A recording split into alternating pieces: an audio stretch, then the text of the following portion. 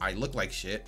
I feel like shit. Everything. Terrible. I have a laugh and a cough that sounds like the Joker right now. It's not fun. WrestleMania 40, a culmination of a year's worth of things that happened in the WWE. So I thought it would be fun, as I already made a video saying that I hate The Rock because I thought he was gonna fuck over everyone, and it turned out he didn't. And I'll upload a video basically apologizing to him because he actually did a pretty good job. So I thought it'd be fun to try and predict all the winners and losers at WrestleMania 40. And this will be based off of pure logic, no biases. This will be all logical explanations and reasonings. Maybe some of them don't really have reasonings or explanations and it just sounds good. Okay, so the night one WrestleMania 40 card, I guess we'll just go from the bottom up. Rey Mysterio and Dragon Lee versus Santos Escobar and Dominic Mysterio. Don't think Rey is winning. I think Rey Mysterio might actually be a terrible guy. Like, there's no reason why there has been so many people in his wrestling career that has made a bunch of his supposed friends just turn on him. Because here's what I expect. I expect Carlito to turn on Rey, because when he was announcing his WrestleMania sidekick, you could see Carlito's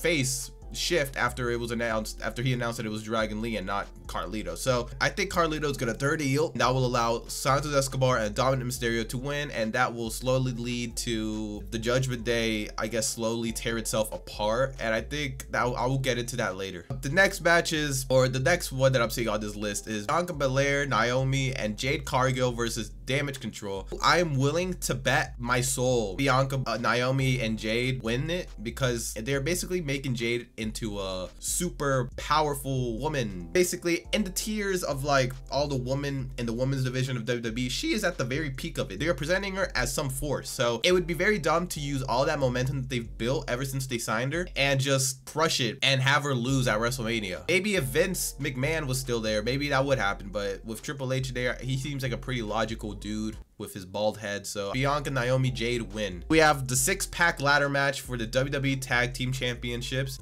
Michael Cole said the tag titles would be held above the ring, and the match will continue even after one set. The titles are getting split, thank fucking God. There's no reason why they should be together. There's no reason why there should be an undisputed tag team championship. It should just really just be split, one on Raw, one on SmackDown. So this is where I believe the Judgment Day lose their titles, because like I said maybe like a couple minutes ago, this is where they all fall apart except one person, and that's very obvious who is gonna fall. The Judgment, they're gonna lose their tag team titles, and they're gonna lose it to, I'm a big Austin Theory fan, all right? I have invested in Austin Theory stocks after all the sparkles and champagne shit that I've saw. I be popping bottles. I don't think Austin Theory and Grayson Waller are gonna win it, even though they're a pretty good heel team. So I think the winners of this will be The Miz and R-Truth and Johnny Gargano, Ciampa, whatever, however you say, DIY there. R-Truth is 100% grabbing the title, right? I don't know if they're gonna do like some comedy act with R-Truth while the match or whatever, but I believe that dude is coming out with one set of the titles. Jey Uso versus Jimmy Uso. Jey Uso wins because they've built him up into this what is it, main event type of guy. They've done pretty well to distance Jey from the bloodline, so I think he will win. You have the Intercontinental Championship on the line, which is Gunther versus Sami Zayn. I think Gunther retains. I don't think it's his time to lose yet. You know, when I said my biases are not coming into here and that this will be a complete logical thing, I just can't do it.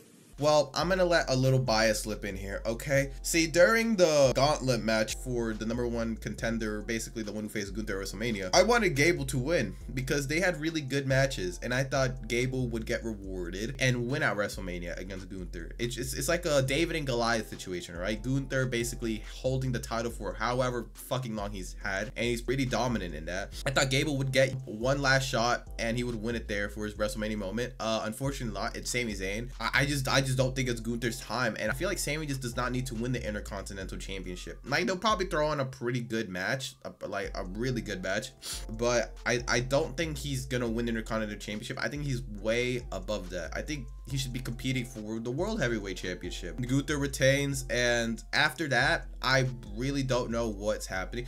They've had this like little story of like some like Rocky moment of Gable training Sami Zayn. It seems so off. It just, that cannot be Chad Gable's role during this entire thing.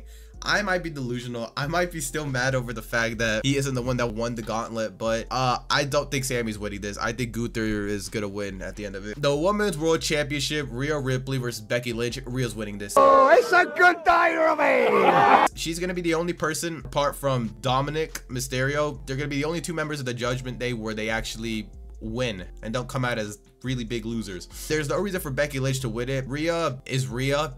Everyone loves her. To be honest, she doesn't even need the fucking title. Everyone just fucking loves her. And then she goes on to feud with Liv Morgan or whatever, because that's been teased. I don't think they'll have her drop it to Becky and then have Becky run along with it. So yeah, Rhea's retaining. The final match of night 1 is The Rock and Roman Reigns versus Cody Rhodes and Seth Rollins. The Rock and Roman are winning this. There is zero chance that Cody and Seth wins this, because this result impacts the main event for night 2, which is if dumb, crazy shit happens. As a person that wants really dumb stuff to happen on night 2, and I will get into this very later, The Rock and Roman kind of need to win for it to happen. Who takes the pin? I think Cody takes the pin. Seth isn't taking the pin. I'll get into why. It's very obvious. Rock Roman wins, and the Bloodline rules for night 2. Night 2 is now. You have Bobby Lashley and the Street Profits against the Final Testament. I love Bobby Lashley. I love the Street Profits. I love Montez Ford. I love Angelo Dawkins. They are elite at what they do. But the Final Testament kind of need to fucking win here. Karrion Kross really needs to win here to be seen like as a legitimate faction or whatever. Unfortunately, Bobby's gonna have to take an L for this. So Final Testament W. Congratulations. Congratulations to all the Kross fan pages on Twitter that will be excited with this result. Next, you have LA Knight versus AJ Styles. LA Knight is winning this. AJ Styles is not winning it. AJ Styles is a heavy contender for Hater of the Year. This man went all the way to Australia just to fuck over LA Knight, just so that he couldn't win the Elimination Chamber to face Seth Rollins. I think they've actually built it up pretty well. Now that I'm coming back to it, there's a WWE World Thing event happening in Philadelphia, I think, and LA Knight and AJ Styles just randomly decided to go at it, so that was pretty funny as fuck. You gonna be a SmackDown pussy? You gonna be there? Slamming LA Knight onto the floor. I think they actually built this up well with both of them hating each other.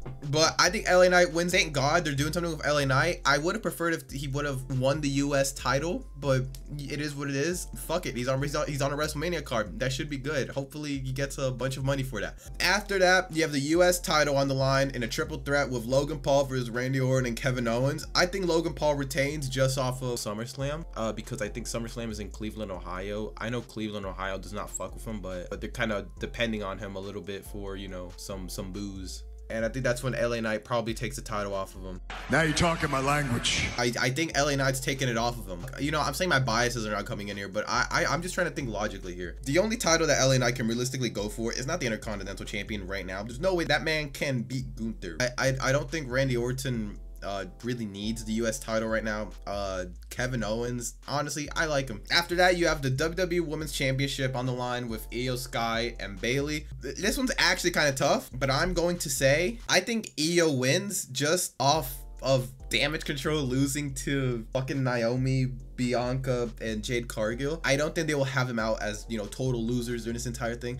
I really would like to see Bayley win it. This is the one match that I have no idea what is actually going to happen. I don't know who is going to win it at all. This one is actually like 50-50. I have no idea. I'm saying Io wins. I'll be happy with whoever wins, honestly. I can see why Bayley can win to have her moment. Then you have the World Heavyweight Championship on the line with Seth Rollins and Drew McIntyre. I think Drew is winning this. He has done way too much entertaining shit to not be rewarded.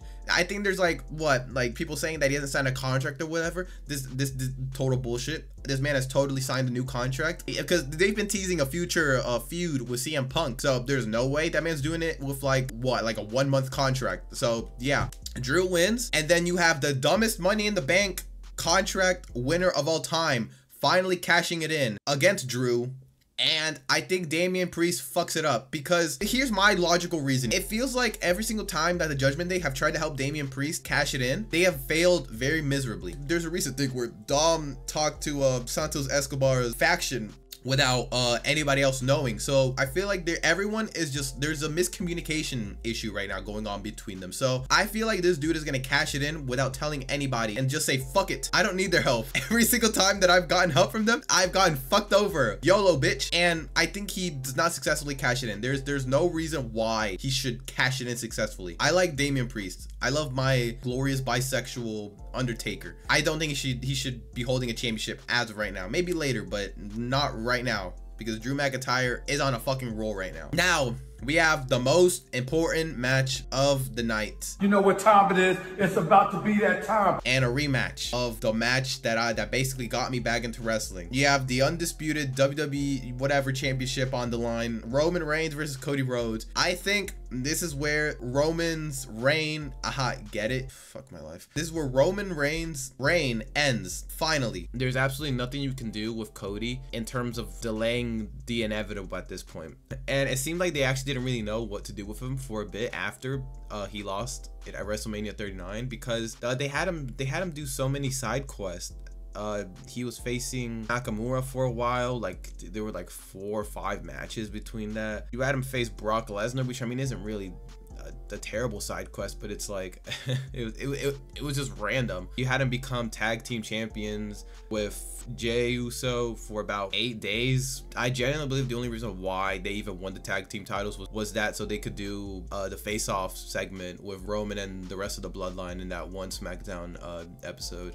With all the shenanigans that happened last year at WrestleMania 39, where it seemed like Cody was gonna win, and then Solo Sikoa comes in with his big old thumb and slams it into Cody. I don't think that's gonna happen this year. Due to The Rock and Roman winning in night 1, this is gonna be the most chaotic shit to ever be on a person's TV ever. I expect John Cena to come out. I expect Stone Cold Steve Austin to come out, okay? I expect dead people to come out. This better be the dumbest shit I've ever seen on TV ever. If I don't see the entire WWE roster of every person that Bloodline has fucked over, boo, 1 star, terrible, scrap it up, worst WrestleMania of all time. And it ends with Cody winning the title that his dad won but didn't actually win. I don't think The Rock will fuck over Roman during the match. I think he'll fuck him over after. And I swear to God, this is actually the worst thing that could happen. I don't think Triple H in his bald head is willing enough to do this, where Damian Priest to cash in his Money in the Bank after all the mayhem happens and everyone is taken out and it's just Roman and Cody. I don't think they have the balls to have Damian Priest cash it in on Cody after he wins and have Priest win it and continue Cody's story. That will actually be one of the funniest things to ever happen. My glorious king, Cody Rhodes, my favorite bootleg Homelander, finally achieves his goal. But yes, that is the end of my predictions. 100% success rate. That is what I'm going for. If you believe in my predictions, you could drop a like and subscribe if you want, or you could dislike and call me a fucking idiot and tell me how all my predictions are wrong, and I guess you could explain your reasoning. But yeah, that's about it. Please, Cody, win. Just please, for the love of God, please win. At least get that prediction right.